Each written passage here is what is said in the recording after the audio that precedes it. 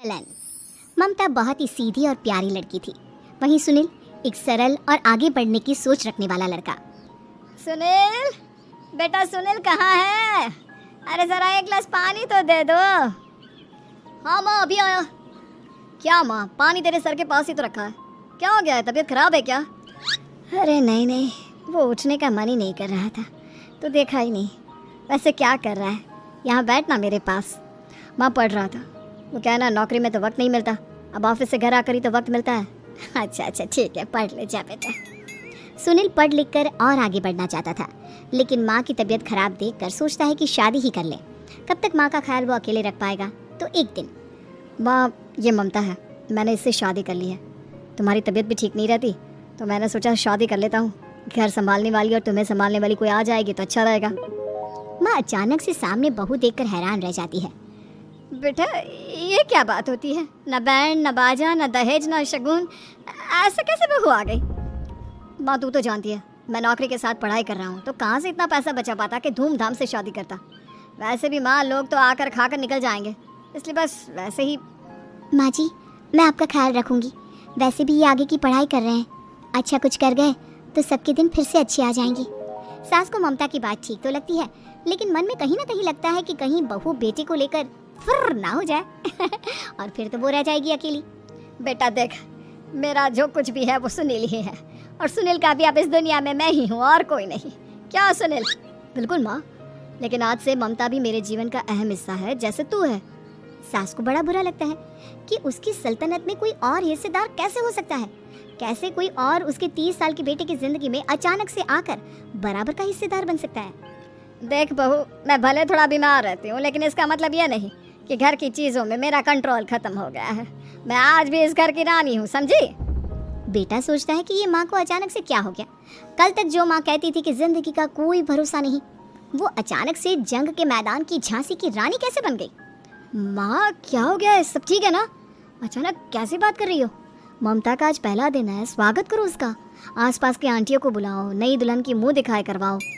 खैर सास होने का फर्ज निभाती है और बाद में एक सहेली के साथ बाहर निकल जाती है। क्यों नहीं बताया नहीं कि बेटे का ब्याह कर रही हो? वैसे तो सारा दिन हम ही में घुसी रहती हो। अरे मुझे भी तभी पता चला, यूँ अचानक सर पर लेकर आ गया। कहता है बहू है माँ तुम्हारी, अब इसको भी इतना ही मैं प्यार करता हूँ जितना तुझे करता हूँ। लो जी, ये क्या बात होगी? क्यों इतना प्यार करता है? अरे माँ का प्यार तो ज्यादा होता है। अब उसको तो कोई दूसरा पति मिल सकता है, लेकिन तुम ही बताओ, क्या माँ की ममता किसी और की हो सकती है? ना जी ना, बेटे को समझाओ ये बात। अरे क्या समझाऊं, मुझे तो खुद ही समझ में नहीं आ रहा कि क्या हो रहा है। जो बेटा कल तक माँ माँ करता था, अचानक से बीवी बीवी का राग आलाप रहा है। देखा, उसकी बीवी ना सुंदर और जवान है, सुंदरता के आगे तो एक से एक नहीं टिके, तो तेरा बेटा किस खेत की मूली है? सास को भी समझ में आ जाता है कि बहू की सुंदरता के आगे माँ का प्यार किसी काम का नहीं। उधर बीवी, ए जी अम्मा जी सहेलियों को छोड़ने गई थी, अभी तक आई नहीं, हम देख आए क्या? अरे रहने दो ना, आ जाएंगी। कहाँ जाएगी, उनकी आदत है, एक बार जाती है तो पूरी पंचायत खत्म करके ही आती है। अच्छा ही है, खाना वाना खा कर गई होगी। छोड़ो ना, घूमेगी तो खाना पचेगा, नहीं तो ऐसे ही खाट पकड़ लेगी। बहू भी शांत हो जाती है। उधर सास सोचती है कि आज थोड़ा देर से ही घर जाती हूँ, जब बेटा परेशान होकर ढूंढेगा तब मजा आएगा। बीवी को खुद ही पता चल जाएगा कि माँ के आगे उसकी दाल नहीं गलेगी। लेकिन वहीं दूसरी ओर घर पर, ए जी माँ जी अभी भी नहीं आई, हमको तो घबराहट हो रही है कि क्या करें, जाकर पता करें किसी के घर। अच्छा कहाँ जाओगी ये भी बता दो। पहला दिन है तुम्हारा इस घर में और एक ही दिन में मोहल्ला छानोगी क्या? हाँ तो आप भी तो नहीं जा रहे हैं ना, हमको फिक्र हो रही है। अरे यार ये रोज का है अम्मा का, खाओ और सो जाओ। बस फिर क्या था, बेटा बहू खाना खाते हैं और कमरे में सोने चले जाते हैं। उधर जब सास को कोई देखने नहीं आता तो वो हार कर घर आ जाती है, जहाँ वो देखती है कि सारे घर की लाइट्स बंद है। सास को गुस्सा आता है, बहू, ममता बहू कहाँ हो? लेकिन सारे दिन की थकी बहू को ऐसी नींद आती है जैसे किसी ने भांग की गोली खिला दी हो। वो तो नहीं उठती, उठकर आ जाता है बेटा। क्या बात है अम्मा, काहे चिल्ला रही हो? अरे सो जाओ ना, सुबह की थकी है बहू, वो सो रही है, जोर से बोलोगी तो नींद खुल जाएगी उसकी। माँ को गुस्सा आ जाता है। फिलहाल तो सो जाती है, लेकिन मन ही मन ढेर सारा जहर बहू के लिए भरा होता है। सुबह बहू चाय बना रही होती है कि सास धीरे से गैस तेज कर देती है, जिससे चाय का बर्तन जल जाता है, और जैसे ही बहू चाय का बर्तन उठाती है उसका हाथ जल जाता है। मेरा हाथ वो जोर जोर से चिल्लाकर इधर उधर भागती है कि सास थोड़ी देर में उसके हाथ में पानी डाल देती है। हाय रे बहू, क्या कर रही हो? पहली बार रसोई छुई हो क्या? सासू माँ, गलती से गैस तेज रह गई थी और बर्तन जल गया, जिससे मेरा हाथ जल गया। हाय रे, कितना गंदा दाग। छी छी छी छी, मुझे तो उल्टी आ रही है तेरा गला हुआ मांस देखकर। तू ना मुझे अभी साथ से खाना मत लगाना। बहू भी खुद का हाथ देखती है तो उसे भी रोना आ जाता है। कुछ दिनों के बाद सास की सहेली आती है, बहू चाय बनाकर लाती है। उसके जाने के बाद सहेली कहती है, बहू की सुंदरता ऐसी है कि कोई भी दीवाना हो जाए। वैसे तेरे बेटे का क्या हाल है? अरे वैसा ही है, बहू के पीछे लट्टू। क्या करूं, कुछ समझ में नहीं आ रहा। मैंने तो बहू के चेहरे पर दिवाली के पटाखे की चक्री फेंक दी, उसका पूरा चेहरा जल गया। अब देखो ना रही सुंदरता, और ना ही अब मेरा बेटा उसे पूछता है। अरे अब तो वो उसे छोड़कर दूसरी भी देखने को बोल गया है मुझे। बहू सारी बात सुन रही होती है। आंटी एक बात बताइए, क्या भरोसा है कि दूसरी सही आए और आपके अनुसार रहे? देखिए आंटी, मेरी सासू माँ को गलत बात सिखाने की जरूरत नहीं है। हमारा परिवार साथ में खुशी से रह रहा है। देख बहू, मेरी सहेली की बेइज्जती ना कर, वही अच्छा रहेगा तेरे लिए, समझी? बहू नहीं मानती है। वो बार बार उनकी सहेली को घर से निकल जाने को कहती है। तभी सास की सहेली पास के चूल्हे से लकड़ी लाकर बहू के चेहरे पर लगा देती है। बहू जोर जोर से रोने लगती है। अरे ये क्या कर दिया?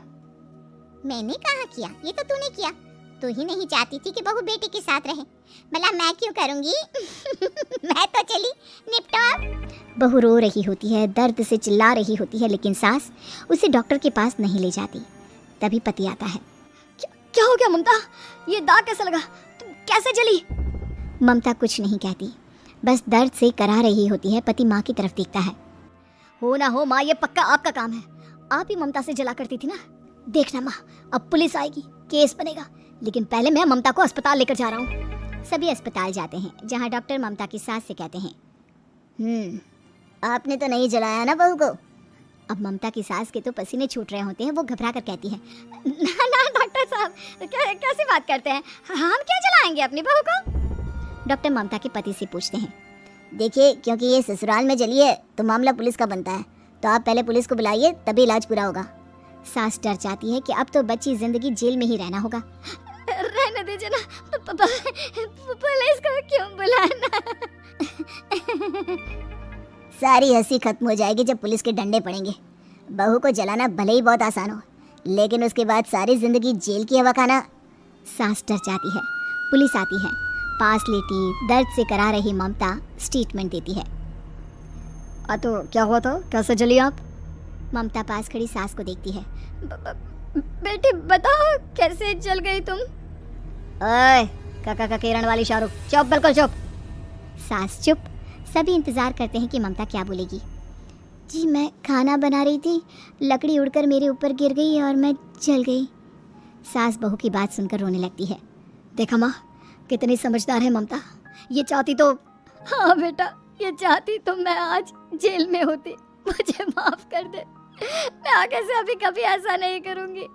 बहू के साथ मिलकर रहूँगी, मुझे माफ कर दे।